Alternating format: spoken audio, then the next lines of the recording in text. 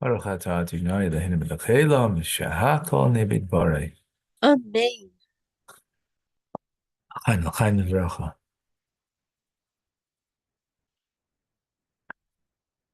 Okay, we continue with our mimer, Hasidic discourse, Basi Lagani.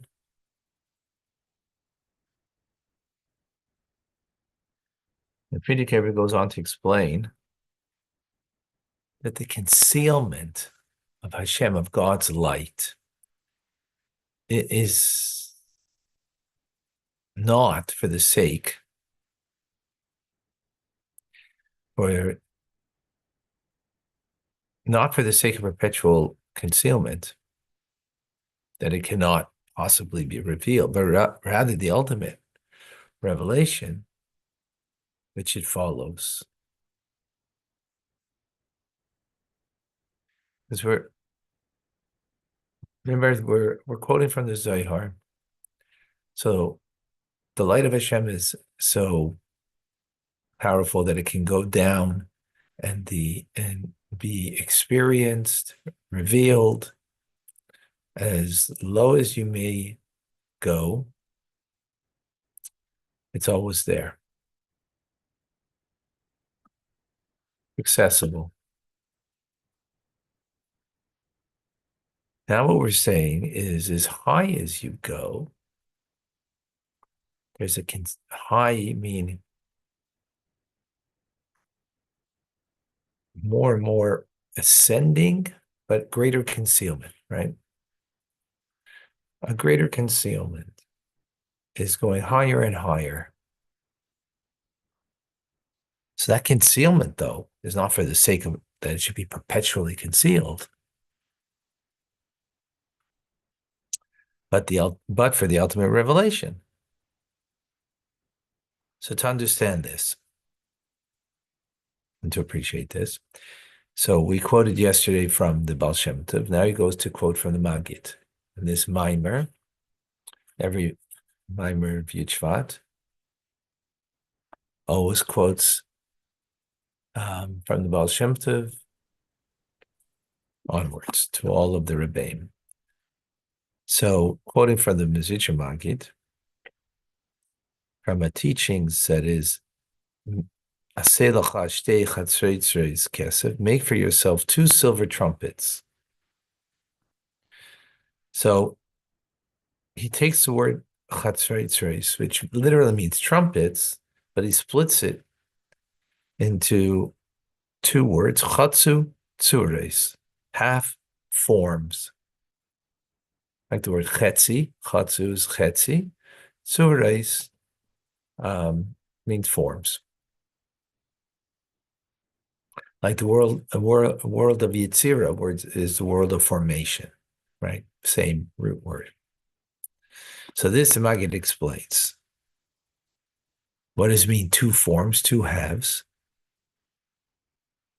So we have that in the word Adam. Adam, meaning a person, is also made up of 2 parts of the word, Aleph and Dam,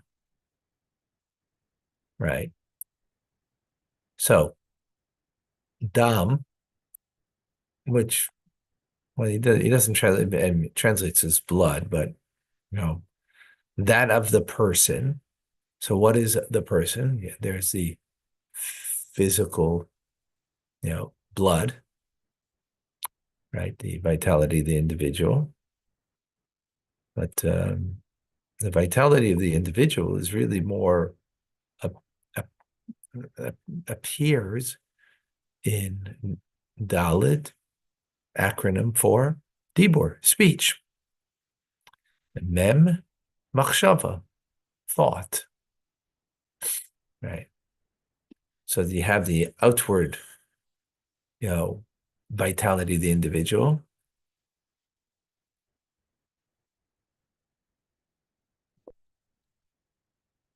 Just my own thoughts. Like it's missing. Like he doesn't say the mem is for maise, action. Because action is something ultimately that's separate from you, right? Take action. Like here, I'm taking action. I'm picking up the cup and putting it into my, uh, and, drinking it, the coffee, taking action. But he doesn't say that to Mr. Magid. I'm just thinking because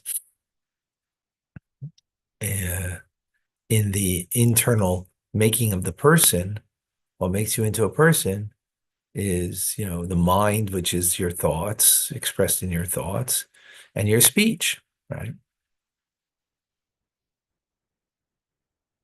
Um, you know, taking food and putting it to your mouth. Well, monkeys do that too.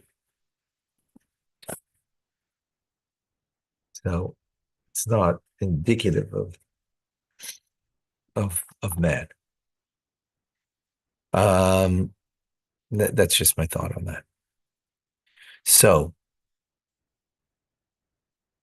so that's the makeup of the individual in this world.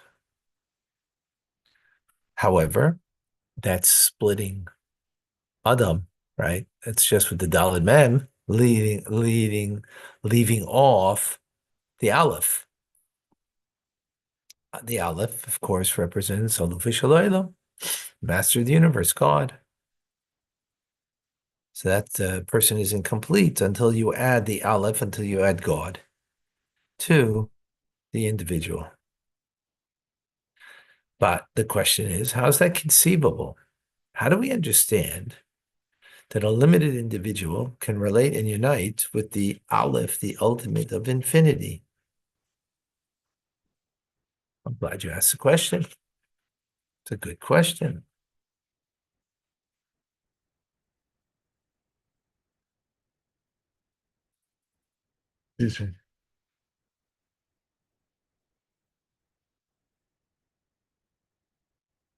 Therefore, as the previous Rebbe explains in his Hasidic discourse, remember the Rebbe is explaining his discourse, right? Where in his discourse,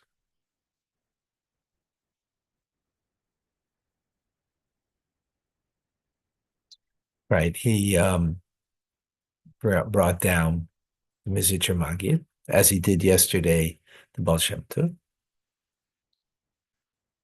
So that's why he brings down the Magid that Hashem are based to explain how this can be, is that Hashem made many tzimtzumim, concealing his light within many worlds. Why does he do that? All in order that we can have the ability to unite with God. Because if there wasn't tzimtzum contraction of the divine light, it would be too powerful, too strong, and there's no way that we would be able to unite with God.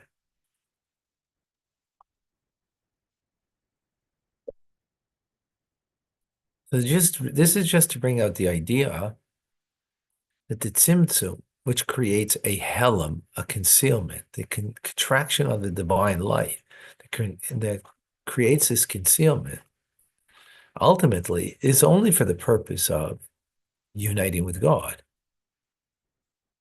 right? So the tzimtzum is not the, which creates a concealment. It's not for the sake of the concealment. It's for the sake of the ultimate light that would be drawn down to the place where we are, allowing us to unite us as Dam, right? From Adam, we split, right? We're not complete. We're only speech and thought, right, of the individual, that we are united with Aleph, with God. And therefore, together, we're no longer half forms, but rather we're complete. We're a complete form, Adam. Wow,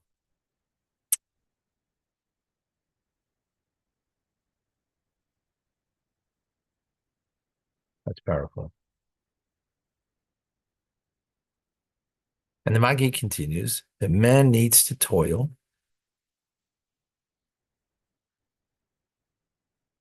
freeing himself of his natural nature, which is coarse, right? By nature, we're very self-directed, very self-consumed by nature. And we need to deal with that. We have to elevate ourselves from below the physical world to above, to Hashem, until we reach a complete oneness with Hashem.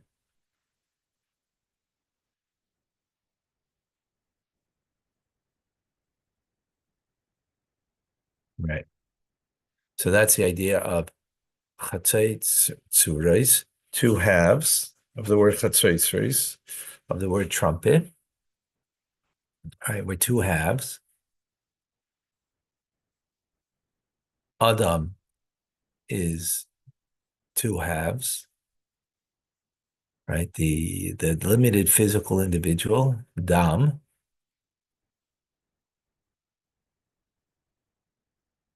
Dibur Machshava, speech and thought. And we have to work on ourselves in a movement upwards in order that we refine ourselves, in order that we can be attached with Aleph Alufa Shalom, with Hashem, and become united in one. So from here we see clearly how the purpose that Lamaila ad ein tachlis, that above to no end, is not to create a void, right? Because if you recall yesterday when we spoke about the Baal Shem Tov's teachings, the Baal Shem Tov's teachings creates the void, and how he explained Bereshis.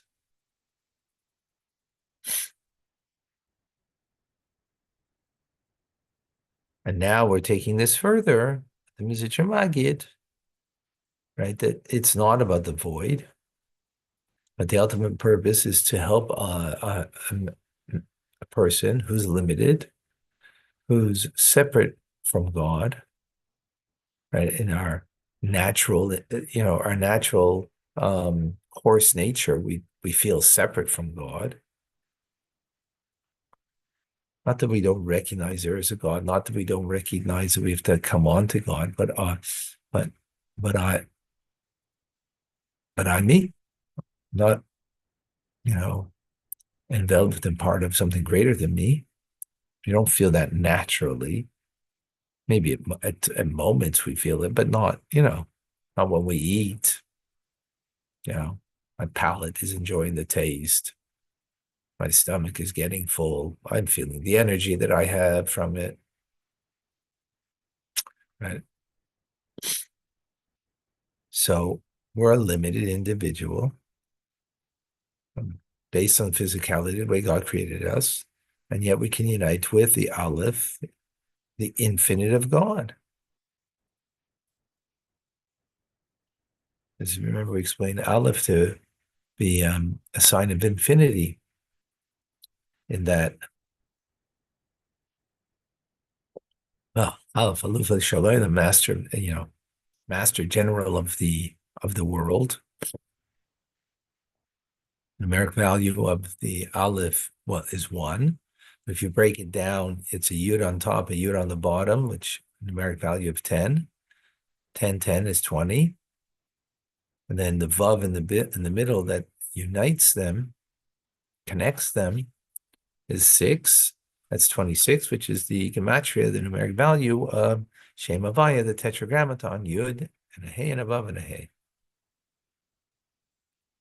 The Yud above is the smallest letter that can be represented by a dot, which is the idea of infinity, because in a physical sense, a dot is infinite. Because when you split a dot, you still have a dot. You split it again, you have a dot. Split it, ad infinitum, you still have, of course, it gets smaller and smaller, you still have a dot, right? You might need a microscope to see it at some point. you still have a dot. That is, in a physical sense, something that represents infinity. So that's the yud above. And the yud below refers to the yid, the soul. That the soul reflects that infinity, but only when you connect yourself to, right, the vav in between. The vav in between, which means vav means a connector. Vav before a word means and, which is a connector. Only when the soul below connects to the infinite above, and that we have all in the word, and we have it in the letter Aleph, and we have it in the letter and the word Adam, right? When you split the word, right, we're only half dam, dibur, machshava, speech and thought. Wow, see the beautiful connection.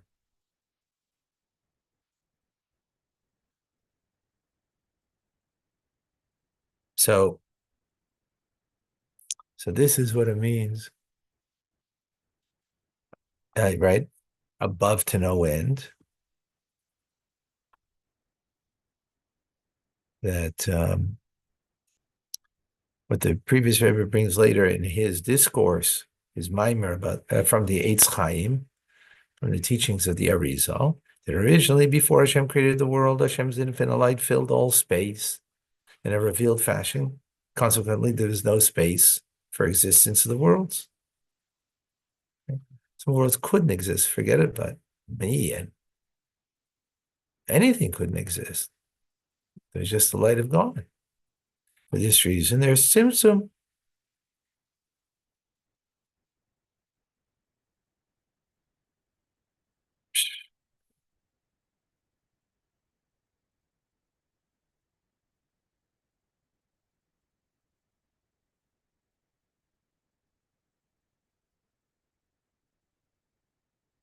Wow. Okay. Powerful. I'm going to stop over here. It's Rosh Chodesh, a good Chodesh. So we'll have Chumash Rashi probably, between 10 to 9, around 10 to 9, I would imagine. That's what I'm hoping. Okay.